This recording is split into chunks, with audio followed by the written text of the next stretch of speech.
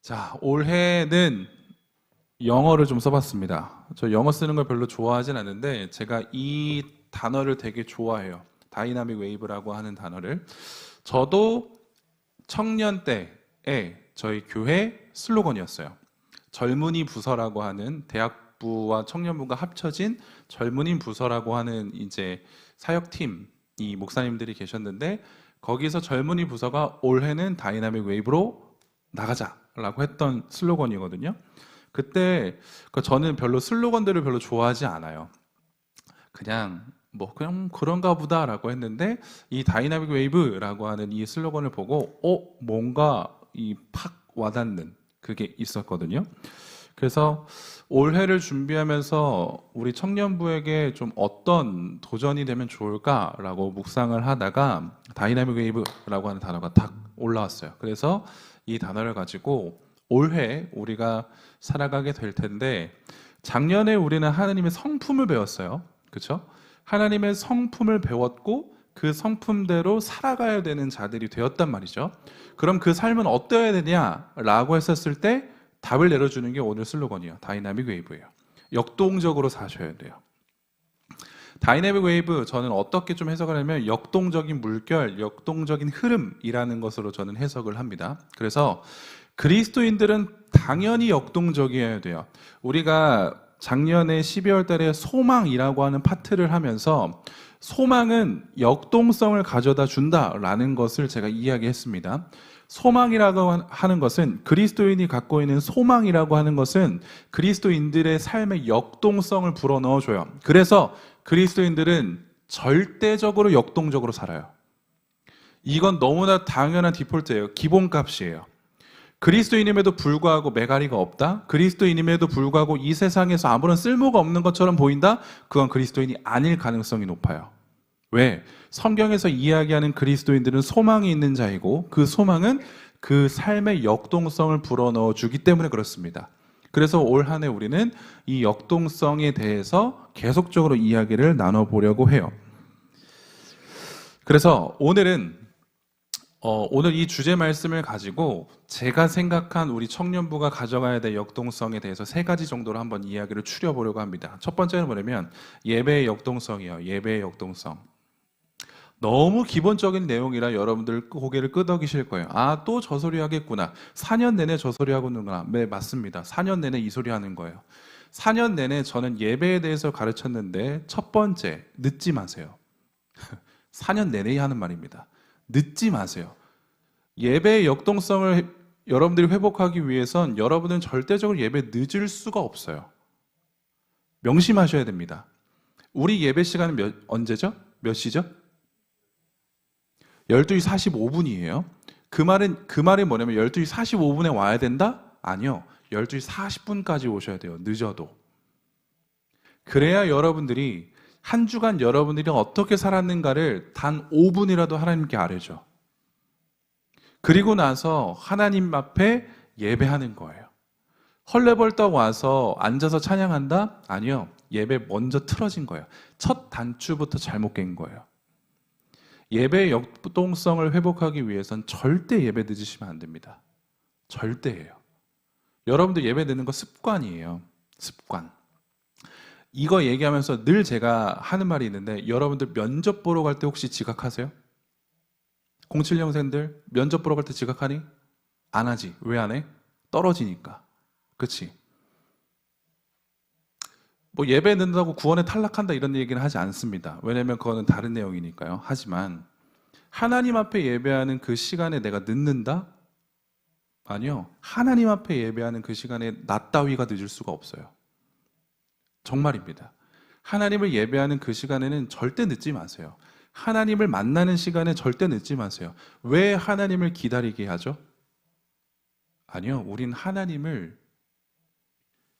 기다리게 해서는 존재가 아니라 우리가 하나님을 기다려야 돼요. 예배의 역동성을 회복하려면 절대적으로 여러분들 예배 늦으시면 안 됩니다. 오늘 말씀 31절 앞부분을 보시면 뭐라고 이야기하냐면 여호와를 앙망하는 자라고 쓰여져 있잖아요. 그렇죠?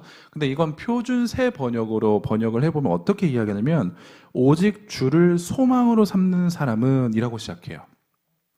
오직 주님을 소망으로 삼는 사람은 인 거예요. 우리는 하나님으로부터 지음받은 존재입니다. 그걸 피조물이라고 이야기하죠. 그럼 우리들의 목적은 뭐죠? 존재의 목적은 뭐예요? 존재의 목적은 다른 건 없습니다. 하나님을 경배하고 하나님을 경외하고 하나님을 예배하는 게 우리들의 존재의 목적이에요. 그것밖에 없어요. 여러분들이 잘 먹고 잘 사는 거, 건강하게 사는 거, 그건 존재의 목적이 아닙니다. 하나님께서 우리를 지으셨는데 그 존재의 목적은 바로 하나님을 예배하는 것밖에 없어요. 그렇기 때문에 우리가 하나님을 예배하지 않으면 우리는 존재의 목적대로 살지 않는 거고 쓸모없는 인생이라고 이야기해도 무방합니다. 목적대로 사용되어지지 않아요. 그럼 쓸모없는 거예요. 아이폰을 망치질로 쓰면 그 제대로 사용하는 건가요? 아니요, 그렇지 않아요. 존재의 목적대로 사는 것이 굉장히 중요합니다. 여러분들이 왜 살아요? 여러분들은 왜 그렇게 열심히 사세요? 여기에 대해서 내가 어떠한 존재인지에 대해서 분명하게 알 때 내 삶의 방향성이 올바르게 갈 수 있는 거예요. 근데 그 존재의 목적도 제대로 모르면서 그냥 나아간다? 망합니다. 100% 망해요. 후회해요. 내가 어떻게 이렇게 살아왔는데 이것밖에 안 된다고 말해서 땅을 치면서 후회합니다. 존재의 목적을 몰라서 그래요. 우리의 존재의 목적은 뭐예요? 우리가 지음받은 목적은 뭐예요? 하나님을 예배하기 위해서입니다. 하나님을 예배하기 위해서. 예배가 무엇인가에서 잠시 한번 이야기를 한번 나눠보죠. 예배가 무엇이냐면 예배라고 하는 것은 예배의 올바른 대상을 먼저 아는 걸 뜻해요. 우리가 예배를 하는 입장인데 누구에게 예배를 하는가, 이것을 아는 것에 있어서 가장 중요한 포인트가 있고, 두 번째는 그 대상에 대해서 올바르게 반응을 하는 것이 예배인 거예요. 우리가 지금 드려지는 예배는 누구에게 드리는 예배냐면 창조주 하나님께 드리는 예배입니다. 창조주 하나님. 그렇기 때문에 이 예배 시간에 우리는 창조주 하나님에 대해서 알 필요가 있어요. 그리고 그걸 알았다라고 한다면 우리는 거기에 대해서 올바르게 반응을 해야 됩니다. 이게 예배라는 거예요. 창조주 하나님은 당연히 경배받기에 합당하신 분이세요. 당연히 우리들의 예배를 받아야 마땅하신 분이세요. 그렇기 때문에 당연히 우리 피조물들도 하나님께 예배하는 것인데 한 가지 더 단어가 붙어요. 그 단어 뭐냐면 기쁘게예요. 하나님을 예배하는 것이 우리들의 인생의 마땅한 반응인데 그 반응을 할 때 어떻게 반응해야 되냐? 기쁘게 반응해야 돼요. 이게 올바른 예배의 모습입니다. 창조주 하나님께 예배하는 시간인 것이고, 더 나아가서 피조물들은 그 창조주 하나님께 기쁘게 예배를 하는 것이 지금 오늘 우리가 드려지는 예배의 시간이라는 거예요. 그러니 여러분은 예배에 나올 때 반드시 점검하세요. 옷 매무새 점검하는 것뿐만 아니라 여러분들의 감정 태도를 점검하세요. 기쁘게 오셔야 돼요. 기쁨이 없다면 여러분들 예배하지 않는 겁니다. 이걸 반드시 여러분들 명심해 주셔야 합니다. 예배에 대한 기쁨, 예배에 대한 즐거움, 예배에 대한 감사가 없다면 우리는 참된 예배자라고 예배의 역동성을 이야기할 수가 없는 존재인 거죠. 예배의 핵심의 말씀, 레위기로 한번 가보죠. 레위기 한번 찾아보실래요? 레위기 26장 12절의 말씀은 이렇게 나와 있는데 레위기 한번 찾아보세요.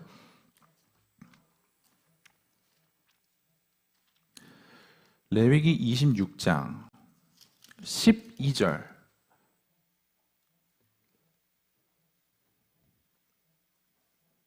구약 189면에 있습니다. 자, 뭐라고 쓰이냐면 여러분들 펜 있으면 이렇게 펜으로 하셔도 돼요. 올해는 계속 펜을 갖고 다니세요. 자, 뭐라고 쓰이냐면 나는 너희 중에 행하여 너희의 하나님이 되고 너희는 내 백성이 될 것이니라 라고 분명하게 말씀해 주셨죠. 이게 예배의 핵심이고 목적이에요. 우리가 예배하잖아요. 하나님이 내 아버지가 되세요. 그리고 우린 그분의 자녀가 돼요. 난 하나님의 백성이 됩니다. 그리고 그분은 나를 다스리시는 왕이 되어주세요. 예배의 핵심이에요. 예배의 목적이에요. 그렇기 때문에 우리는 하나님과 예배함으로써 하나님과의 관계를 계속적으로 형성해 나가는 거죠. 예배라고 하는 것은 하나님께만 최고의 가치를 부여하는 겁니다.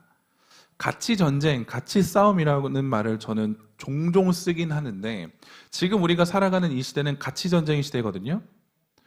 내가 가지고 있는 다양한 가치들 중에서 무엇이 최고인가가 표현되는 시대예요. 이 말이 뭐냐면, 예배를 최우선의 가치에 둘 것이냐, 예배 아닌 다른 것에 최우선의 가치에 둘 것이냐에 따라서 우리가 지금 오늘 이 예배를 대하는 태도가 달라진다는 거예요. 만약 여러분들이 예배에 대해서 최우선 가치를 두면, 하나님에게 최우선의 가치를 두면 여러분들은 예배를 정말 신령과 진정으로 드릴 거예요. 그런데 만약에 하나님을 최우선 가치로 두지 않으면 주일날 어떤 일이 생기면 그게 최우선 가치가 되어서 예배는 뒷전이 되고 맙니다. 이건 저에게도 포함되는 말이고 여러분들에게도 포함되는 말이에요. 제가 하나님에 대해서, 예배에 대해서 최우선의 가치가 형성되지 않으면 저는 주일날 어떤 일이 있으면 전 여러분 앞에 서지 않아요. 당연한 겁니다. 여러분들도 마찬가지예요. 여러분들 주일날 왜 나오세요? 여러분들의 최우선 가치가 하나님이기 때문에 나오시는 거예요. 이걸 여러분들이 올바르게 잡으셔야 됩니다. 내가 이 시간 하나님 앞에 올바르게 나아온다면 난 하나님의 자녀가 됩니다. 하나님의 백성이 되는 권세를 주세요. 하지만 이 가치가 무너지는 순간 하나님은 날 모른다 하세요. 이 자리에 나와 있지만 하나님은 날 모른다 한다. 이 자리에 나와 있지만 난 구원받은 자가 아니라 한다. 얼마나 슬픈 얘기예요. 그러니 이 예배에 하나님께 최우선의 가치를 두는 여러분이 되면 좋겠습니다. 그게 예배의 역동성이에요. 하나님께만 최우선의 가치를 두고 나의 교만함을 계속 억누르는 거죠. 나의 교만함. 나라고 하는 존재는 내가 드러나야 돼요. 겸손하지 않아요. 난 교만해요. 그렇기 때문에 하나님이라는 존재를 찾지 않죠. 필요하다고 이야기하지 않아요. 그런데 그것을 철저하게 깨부시는 것이 바로 이 예배의 시간이에요. 나에게 가장 필요한 것은 뭐다? 하나님께만 최우선의 가치를 두는 거다. 오늘 조금 소란스러운 이유가 뭐냐면 1층 지금 공사를 계속 하고 있어서 그래요. 그래서 여러분들 조금은 소란스럽겠지만 좋아요. 저를 집중해 주시면 됩니다. 아시겠죠? 자, 두 번째 뭐냐면 우리가 예배에 목숨을 건다면 예배의 역동성에 대해서 이야기하는 두 번째는 훈련의 역동성을 둬야 돼요. 훈련. 제가 앞에서 이야기할 때 예배라고 하는 것은 기쁨, 감사, 즐거움이 있어야 된다고 했잖아요. 그렇죠? 근데 그 기쁨, 감사, 즐거움은 뭐로부터 오냐면 하나님을 아는 지식으로부터 와요. 여러분들이 하나님을 올바르게 알 때 뭐가 자연스럽게 생성되냐면 기쁨, 즐거움, 감사가 생성돼요. 이해되셨나요? 그렇기 때문에 우리는 하나님을 올바르게 알아가기 위해서 굉장히 애써야 돼요. 하나님을 어디서 알아요? 하나님을 어디서 알죠? 어떻게 알아요? 성경밖에 없어요. 우리는 체험의 종교가 아닙니다. 신비의 종교가 아니에요. 야, 기도원 한번 일주일 가라. 거기서 그 불 받고 와라. 그런다고 하나님을 알까요? 아니요. 구원의 확신은 생길 수는 있겠죠. 하나님께서 주시는 선물이니까. 근데 그게 잘하지 않을 겁니다. 알지 못할 겁니다. 알지 못하면 어떻게 되냐면 내 마음대로 하나님을 해석해서 내 마음대로 예배를 드려요. 성경엔 그 이야기가 굉장히 많죠. 내 마음대로 하나님을 해석하고 내 마음대로 예배를 드렸어요. 그랬더니 결론은 어떻게 돼요? 결말은 죽어요. 분명합니다. 내 마음대로 하나님을 해석해요. 내 마음대로 예배를 드렸어요. 그래서 어떻게 됐다고요? 죽어요. 이게 성경의 이야기예요. 그렇기 때문에 우리는 올 한 해 훈련에 대해서 엄청 열심을 다해야 돼요. 왜? 훈련의 시간은 뭐 하는 시간이냐면 하나님을 알아가는 시간이거든요. 하나님이란 존재에 대해서 우리는 100% 다 알 수 없지만 그가 우리들에게 계시해 준 것을 토대로 해서 우리는 하나님을 조금씩 알아갈 수 있어요. 우리 교회는 제자훈련을 하는 교회죠. 청년부도 마찬가지로 제자훈련을 합니다. 근데 이 제자훈련은, 그리고 또 리더훈련은 조금 소수잖아요. 그렇죠? 좀 제한되어 있잖아요. 아무나 들어올 수가 없잖아요. 그런데 셀 모임은 달라요. 셀 모임도 여러분 훈련의 시간이에요. 셀 모임에 말씀을 나누잖아요. 왜 우리가 셀 모임 시간에 말씀을 나눌까요? 그 말씀을 가지고 자라가야 되기 때문에 그래요. 그 말씀을 가지고 하나님을 알아가야 되기 때문에 그래요. 여호수아 말씀에 이런 말씀이 있어요. 한 번 더 찾아보죠. 여호수아로 갑니다. 여호수아 1장 8절. 제가 가진 성경으로는 구약 320면에 있네요. 여호수아 1장 8절. 320면에 있습니다. 구약. 자, 같이 읽겠습니다. 시작. 이 율법책을 내 입에서 떠나지 말게 하며 주야로 그것을 묵상하여 그 안에 기록된 대로 다 지켜 행하라. 그리하면 내 길이 평탄하게 될 것이며 내가 형통하리라. 아멘. 우리는 셀 모임 시간에 말씀을 나눠요. 이렇게 얘기할 수 있어요. 와, 뭐 1시간 10분 그 짧은 시간에, 그리고 사람도 북적북적한 시간에 뭐 그렇게 말씀을 진중하게 나눌까? 라고 이야기할 수도 있겠지만, 네, 맞아요. 물론 그래요. 그 1시간 안에 시끌벅적한 시간에 뭐 말씀을 잘 나눈다? 어려울 수 있겠습니다. 그러나 그 셀 모임 시간에 우리가 말씀을 나누는 이유는 분명해요. 뭐냐면 이 말씀이 우리의 삶을 형통하게 하기 때문에 그래요. 다른 것이 없어요. 여러분들, 제가 좀 약을 하나 팔게요. 여러분들 잘 살고 싶죠? 돈 많이 벌고 싶습니까? 누구보다도 더 멋지게 살고 싶습니까? 좋습니다. 그럼 제가 방법 하나 알려드리죠. 뭐냐면 성경을 가까이 하시면 됩니다. 그럼 잘 살아요. 저는 약을 파는 사람입니다. 성경이라는 약을 파는 사람이에요. 그런데 성경은 뭐라고 이야기하냐면, 여러분들이 형통하게 되고 싶나요? 그럼 주야로 율법책을 묵상하래요. 그런데 여러분들이 비록 형통이라는 것을 세상적으로 해석을 해서 그렇게 해서 성경을 가까이 할지라도 성경은 살아있고 운동력이 있기 때문에 이제부터 형통이라는 단어의 의미를 바꿔줄 거예요. 내가 형통하고 싶어서 성경책을 가까이 했어. 소위 잘 먹고 잘 살고 싶어서, 떵떵거리고 싶어서 성경책을 가까이 했어요. 비록 우리의 시작점은 그럴 수 있어요. 하지만 성경을 가까이 하다 보면 살아있는 성경은 우리들에게 뭘 알려줄 거냐면 진정한 형통의 삶이 무엇인지를 알려줄 거예요. 그렇기 때문에 성경을 가까이 하는 자들은 이 세상 것에 일희일비하지 않습니다. 잘 사는 거 부럽죠. 그런데 괜찮아요. 내 몸이 건강하지 않아도 너무 안타깝죠. 너무 힘들죠. 그건 함부로 얘기할 수 없습니다. 그런데 괜찮아요. 왜요? 하나님의 말씀과 함께해서 내 삶을 형통하기 때문에 그렇습니다. 형통은 다른 게 아니에요. 하나님의 말씀을 가까이 할 때 형통하게 됩니다. 셀 모임 시간에 우린 그걸 얘기하는 거예요.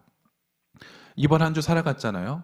셀 모임 하면서 말씀 나누면서 우린 그거 할 거예요. 야, 우리 형통하게 살았냐?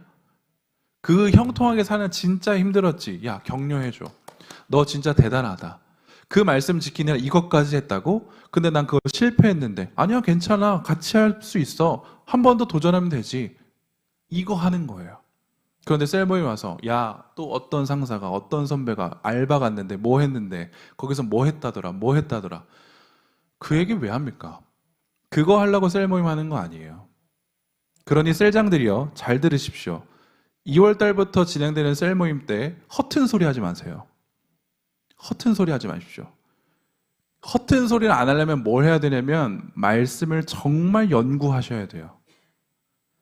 그러면 여러분들의 셀이 살아납니다. 셀원들이 살아나요. 그러니까 여러분, 제발 이상한 얘기하지 말고 성경 이야기하시고 하나님 얘기하셔서 셀원들을 살려주십시오. 그리고 셀원들은 여러분들은 문제가 아니에요. 여러분들은 괜찮아요. 셀장들이 하는 대로 가면 됩니다. 아시겠죠? 여러분들이 필요한 건 뭐다? 그냥 셀 모임에 참여하는 거다. 왜? 이 참여함으로 내가 하나님의 말씀을 가까이 해서 형통한 삶으로 살아갈 수 있으니까. 이것에 대해서 여러분들은 고민해 주시고 애써 주시면 됩니다. 마지막 세 번째예요. 삶의 역동성이 나타나야 돼요. 삶의 역동성. 예배에 대한 역동성, 훈련에 대한 역동성이 우리들한테 체득되었다고 한다면 이제부터 뭐 해야 되냐? 자연스럽게 삶으로 연계가 돼야 돼요. 우리가 지금 믿고 있는 이 성경, 우리가 지금 신앙생활하고 있는 우리 주는 교회는 믿음과 삶을 동일하게 가져갑니다. 치우치지 않아요. 믿음이 있어요? 그것을 삶으로 증명하세요라고 이야기합니다. 근데 이 부분이 굉장히 어려워요. 굉장히 어렵기 때문에 애쓰셔야 해요. 굉장히 어렵기 때문에 애쓰셔야 됩니다. 나는 이미 구원 받았는데 삶이 뭐가 중요하냐? 아니요. 우린 그렇게 얘기하지 않아요. 구원 받았어요? 우리는 그걸 못 보잖아요. 내 스스로도 그걸 확신할 수가 없잖아요. 그럼 뭐 어떻게 확신하냐? 여러분들 삶으로 보여주시면 돼요.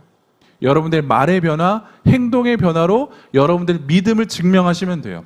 그게 가능해요. 그래서 성경은 이야기합니다. 너희들의 믿음을 뭘로 하려면 열매로 알아요.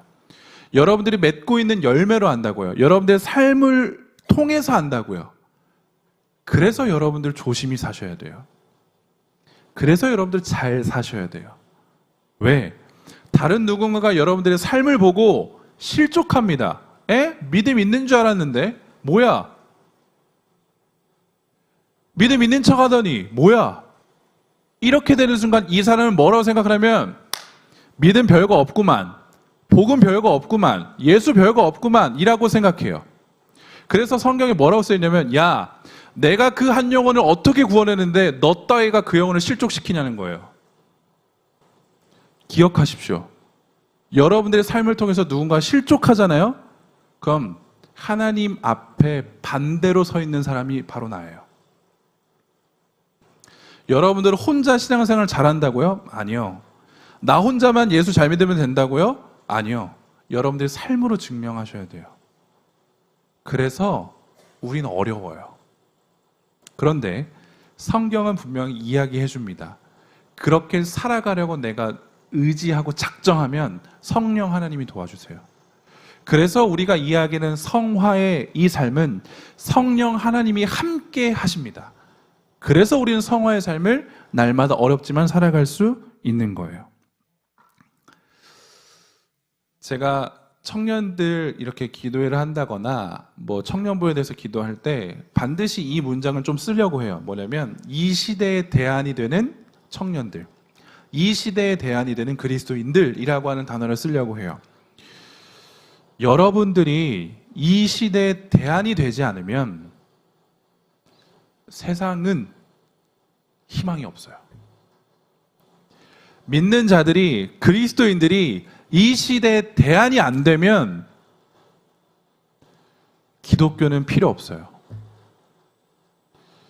난 복음으로 무장된 사람이에요. 난 예수를 믿는 사람이에요. 난 예수의 참된 제자예요. 라고 다짐하고 확신하며 살아가잖아요. 그런데 그럼에도 불구하고 이 시대의 대안이 안 되면 사람들은 예수에 대해서 하찮게 생각할 겁니다. 누구 때문에요? 저 때문에요. 여러분들 때문에요. 그래서 우리는 이 시대의 대안이 돼야 돼요. 야, 저 사람 보니까 정말 뭔가 다르더라. 저 친구 보니까, 저 직원 보니까 뭔가 다르게 행동하더라. 다 MZ라고 하는데 저 친구는 그렇지 않아. 일도 되게 열심히 하고 되게 잘해. 뭐든 잘해. 이런 얘기를 들어야 되는 게 우리들의 모습인데, 야, 제꼈더니 뭐 맨날 수련회 간다더라. 기도회 간다고 못 온다더라. 야, 잘라버리자. 이러면 여러분들 아무 소용없는 거예요. 우리는 복음을 전하는 자예요. 전하는 자. 내 말로 전한다고요. 내 삶으로 전한다고요. 자신 있으세요? 여러분들 길가에 나가셔서 저 예수 믿었어요. 절 보시고 예수 믿으세요라고 이야기할 수 있어요? 우린 그렇게 해야 된다니까요. 그러려고 한다면 삶의 역동성을 여러분들 반드시 기억하셔야 됩니다. 삶의 역동성. 디모데 후서 2장 22절. 두 구절만 보고 우리 마무리하겠습니다. 디모데후서 2장 22절 찾아보죠.